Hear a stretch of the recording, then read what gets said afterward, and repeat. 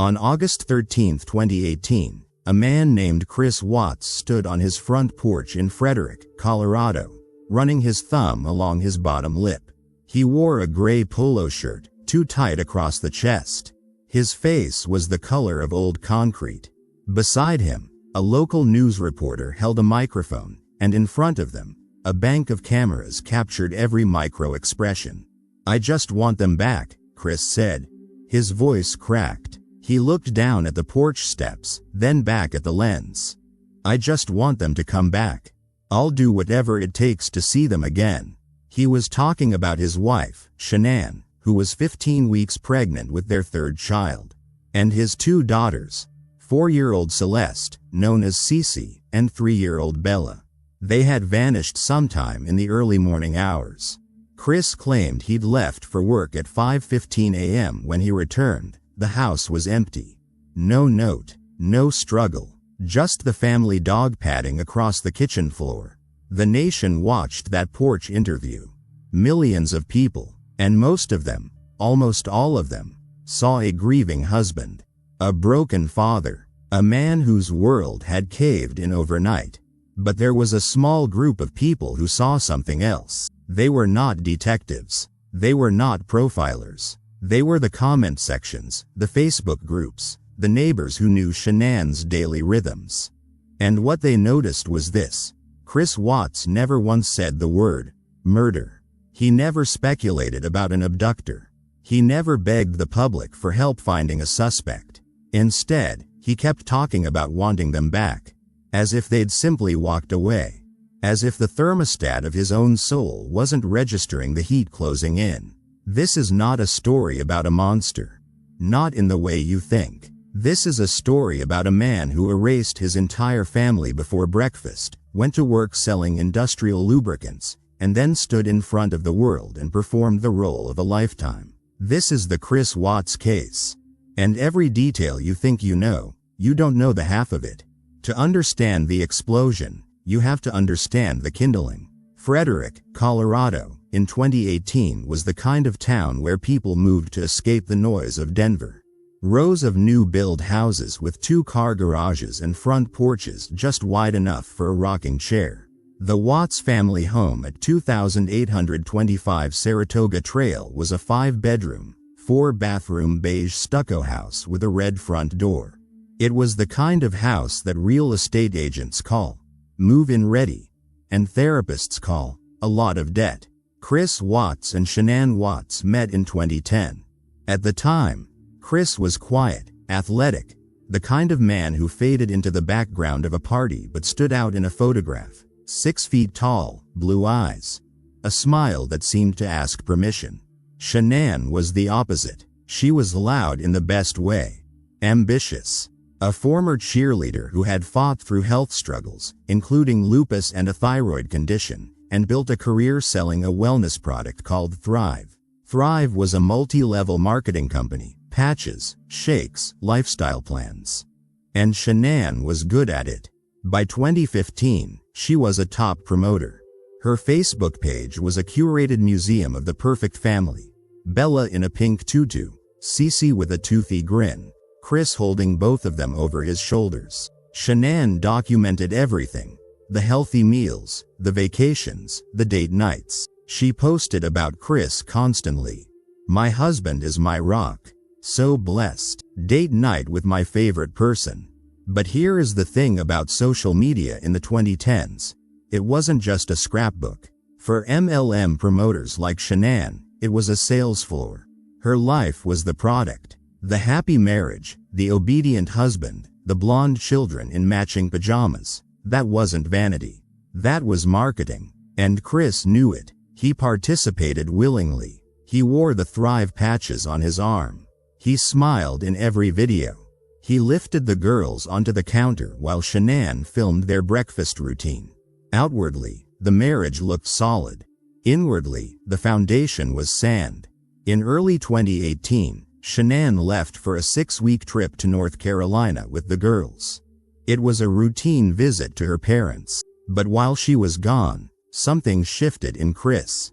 He lost 20 pounds. He started going to the gym obsessively. He bought new clothes. And he met a woman. Her name was Nicole Kessinger. She was a civil engineer, working as a contractor for an oil and gas company, the same industry Chris worked in. She was smart, thin, and dark-haired. A sharp contrast to Shanann's blonde, bubbly, highly visible online persona. Nicole later told investigators that Chris presented himself as separated, as in, living apart from his wife, in the process of divorce. He even showed her a receipt for a hotel stay, claiming that's where he was living. He was not separated. He was sleeping in the basement of the Saratoga Trail House while Shanann and the girls were away. When Shanann returned from North Carolina on August 6, 2018, she noticed the distance immediately. She texted a friend, "Something is wrong with Chris. He's not himself." On August 7th, she wrote, "We had a long talk. He says he doesn't feel like he should be married anymore." She was devastated, but she also believed in saving the marriage. She told friends she wanted to go to counseling. She told Chris she loved him. He said nothing. On August 12th, Chris and Shanann had a friend over for dinner. They watched a movie. They went to bed. At some point, according to Chris's eventual confession, Shanann told him she was going to take the girls to a friend's house the next morning. She didn't want to leave them alone with him. That was the last conversation they ever had. The official timeline of August 13, 2018, is one of the most tightly scrutinized sequences in modern criminal history. Every minute has been parsed. Every text message, every Fitbit step, every truck GPS ping. And the more you look at it, the stranger it becomes.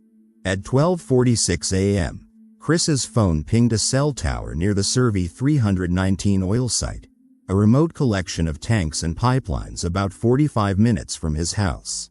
He worked for Anadarko Petroleum, and Survey 319 was one of his assigned locations. But why was he there at nearly 1 a.m. on a Monday morning? He later claimed he'd gone to check on a leak. No one had reported a leak. No work orders were filed. He was there for 48 minutes.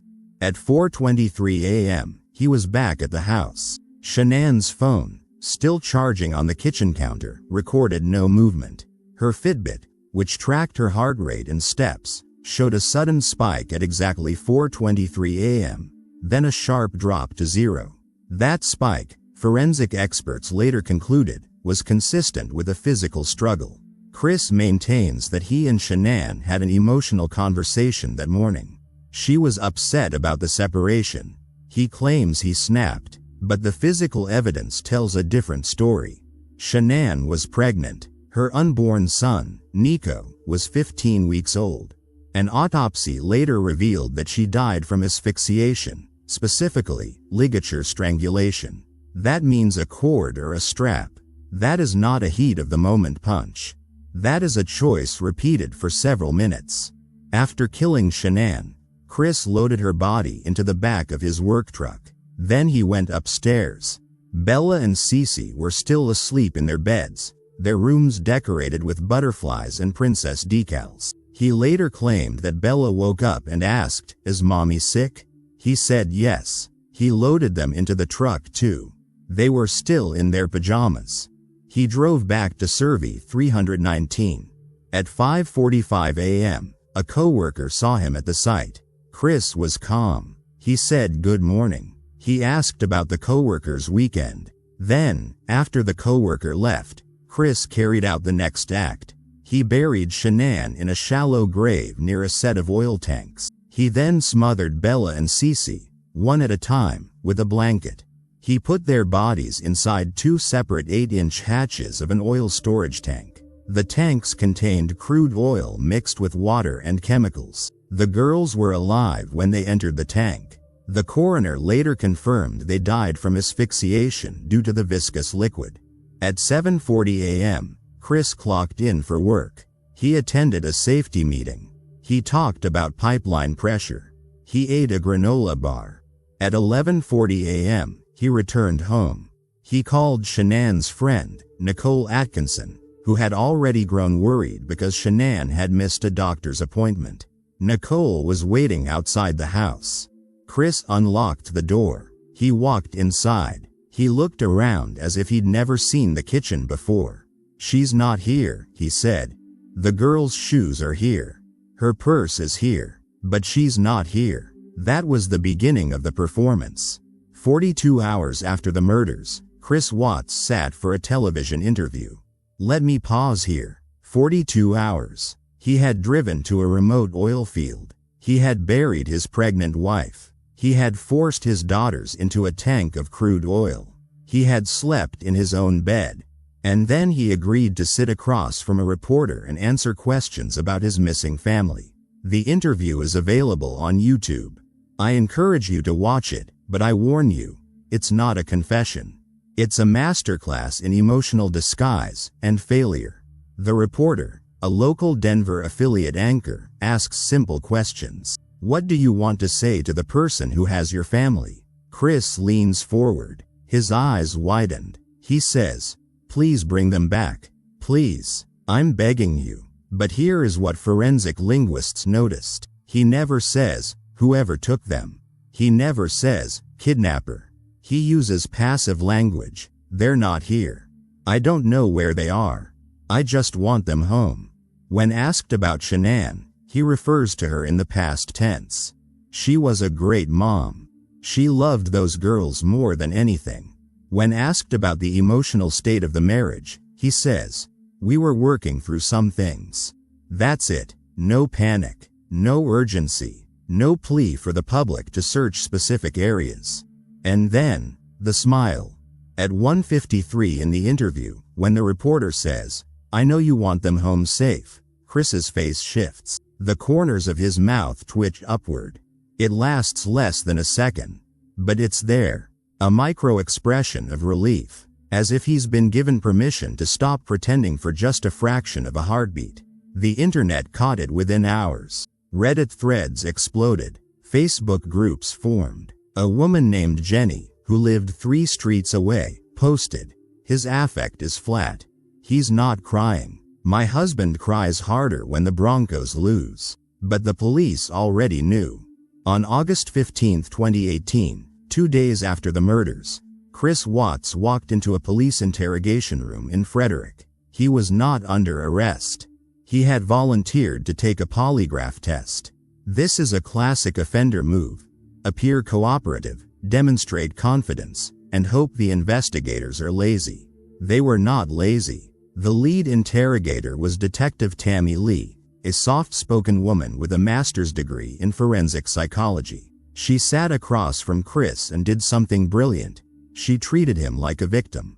She offered him water. She expressed sympathy. She said, "I can't imagine what you're going through." Chris leaned in. He said, "It's the hardest thing I've ever had to do. Not knowing where they are." Tammy let him talk. For hours. She asked about the marriage. He said Shanann was controlling. He said she spent too much money. He said she was emotionally draining.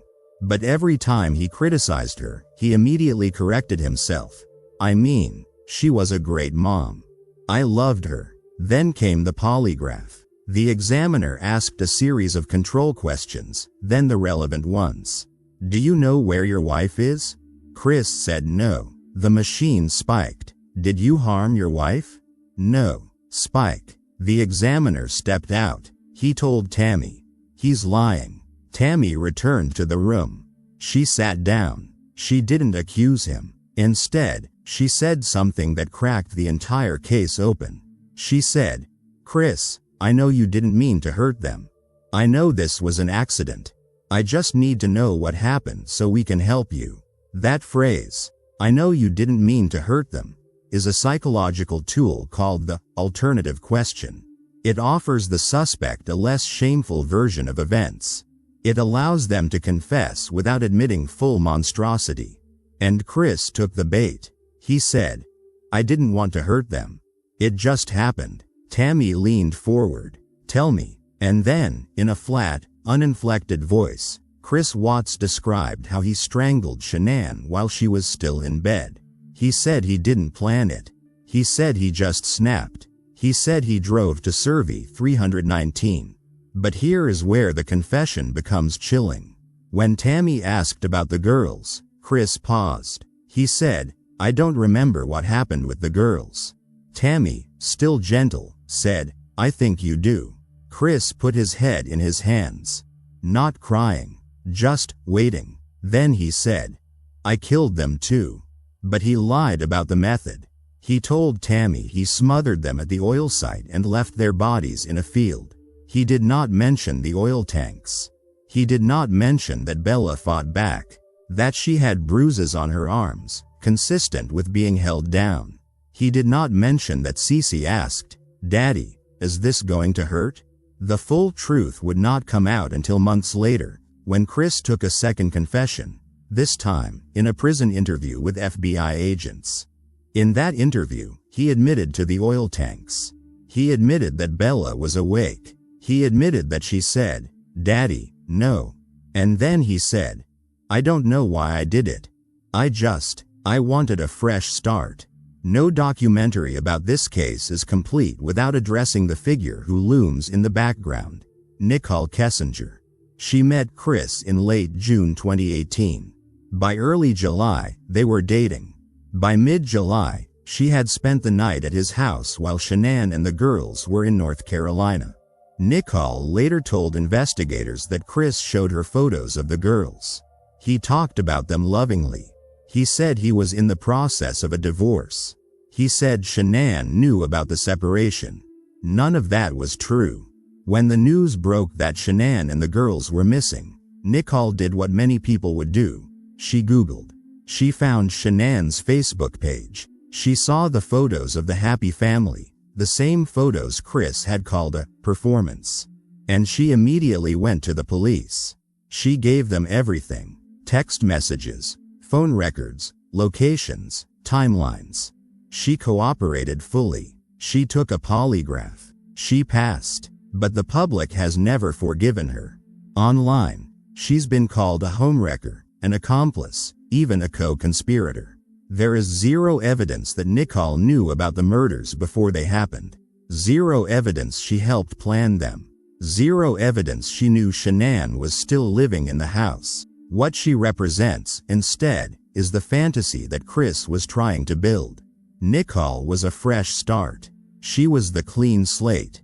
She was the version of Chris's life without the debt, without the MLM stress, without the toddlers, without the pregnancy. In Chris's mind, Nicole wasn't a person. She was at an exit ramp. After the confession, Nicole changed her name. She left Colorado. She has never given another interview. And that silence, that erasure, has become its own kind of evidence. Not of guilt, of trauma. On November 6, 2018, Chris Watts stood before a judge in Weld County District Court. He was charged with 9 counts, 5 counts of first-degree murder, Shanann, Bella, Cece, and the unborn Nico under 2 separate statutes, plus tampering with a deceased body, and unlawful termination of a pregnancy. Prosecutors had already decided to seek the death penalty. But before the trial could begin, before jury selection, before opening statements, before Shanann's family had to sit through autopsy photos, Chris Watts did something unexpected. He waived his right to a trial. He pleaded guilty to all counts. In exchange, the death penalty was taken off the table. He received 5 life sentences without the possibility of parole, plus additional consecutive sentences that amount to 84 years. But here is the detail that haunts me. When the judge asked Chris to explain, in his own words, what he had done, Chris asked to read a statement. The judge allowed it, and Chris said, in a courtroom packed with Shanann's family and a gallery of journalists, "I loved my family. I loved Shanann. I loved Bella and Cece. I loved Nico. I never intended to hurt them. I am not a monster." Shanann's father, Frank Rusek, stood up from the victim's bench. His face was crimson. He said, loud enough for the microphones to catch, "You are a monster." Chris did not look at him. He did not look at Shanann's mother, Sandy, who was clutching a framed photograph of Bella. He did not look at the prosecutor, who had tears running down her face. He looked at the judge. Then he sat down. That was the last time Chris Watts spoke publicly. In 2019, Chris Watts gave a series of interviews from prison to law enforcement agents. Those interviews were eventually leaked to the press. They contain the most disturbing material of the entire case, not because of the violence, but because of the rationalization. Chris describes the morning of August 13th as a fog. He says he doesn't remember snapping. He says he remembers Shanann's face, but he can't connect it to the act of strangulation. He describes the drive to Survey 319 with the girls in the backseat as normal. He says Bella asked for a snack. Then he describes the oil tanks. I had to put them in the hatch. It was narrow. They were small. It was the only way. The FBI agent asks, were they alive when they went in? Chris pauses. Yes. Did they cry? Yes. Did they say anything? Long pause. Bella said, Daddy, no. The agent asks, what did you feel? Chris says, nothing. I felt nothing. And that scared me more than anything. This is the sentence that forensic psychiatrists have circled in red. The admission of emotional numbness during the act of killing one's own children is not consistent with a crime of passion. It is consistent with a dissociative state, or, more troublingly, with a personality structure that lacks effective empathy. Chris has since claimed he found religion in prison. He writes letters to true crime YouTubers.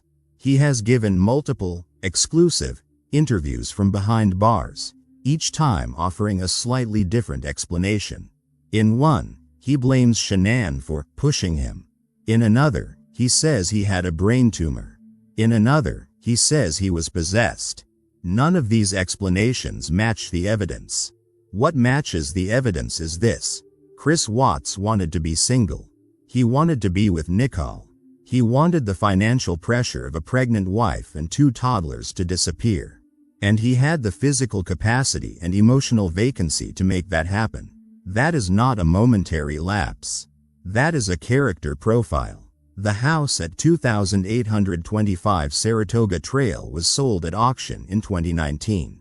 The buyer was a real estate investor who paid $400,000, far below market value. He attempted to rent it out. No one would live there. He attempted to sell it. No one would buy it. In 2020, the house was demolished. The lot remains empty, a rectangle of dirt surrounded by neighbors who still flinch when they see a news van. Shanann's family has turned her memory into a foundation, the Shanann Watts Foundation, which raises awareness for domestic violence and missing persons cases. Her brother, Frankie Rusek, has become an advocate for victims' rights. He posts regularly on social media, photos of Bella and Cece dressed as princesses, videos of Shanann laughing. But there is a darker legacy, too. The Chris Watts case became a phenomenon on social media. Facebook groups with names like Watts the Truth and Justice for Shanann grew to tens of thousands of members. They dissected every frame of every video. They created conspiracy theories. Some insisted Nicole Kessinger must have been involved. Others claimed Chris had an accomplice. A few even blamed Shanann, arguing that her MLM pressure, her constant filming, her perfectionism drove Chris away. These arguments are not just wrong. They are dangerous. They echo the oldest excuse for violence against women. She made him do it. The truth is simpler and more horrible. Shanann was a woman who loved her children. Chris was a man who stopped loving anyone except himself. The Chris Watts case has generated over 500 million views on YouTube alone. There are dozens of documentaries, hundreds of podcasts, and thousands of comment threads. Why? Because it violates every rule we have about family. We want to believe that a father would die for his children. Chris Watts killed him. We want to believe that a husband who says, "I love you," on camera means it. Chris Watts said it while planning an affair. We want to believe that grief looks like tears and shaking hands. Chris Watts looked like a man worrying about his next line. The case endures because it forces us to confront a terrifying possibility. That the person sleeping next to you. The person who posted a happy anniversary photo 3 days ago. The person who tells the kids goodnight. That person could be a stranger wearing a familiar face. Not because they're monsters in the Hollywood sense. No fangs. No cloak. Just a man in a gray polo shirt on a porch, pretending to cry. And the scariest part? For 42 hours, almost everyone believed him. If you or someone you know is in a relationship where fear has replaced love, where control has replaced partnership, please reach out. The National Domestic Violence Hotline is 1-800-799-7233. You don't have to wait for a crime to be committed to ask for help. Shanann waited. Bella waited. Cece waited. Nico never got the chance. Don't wait.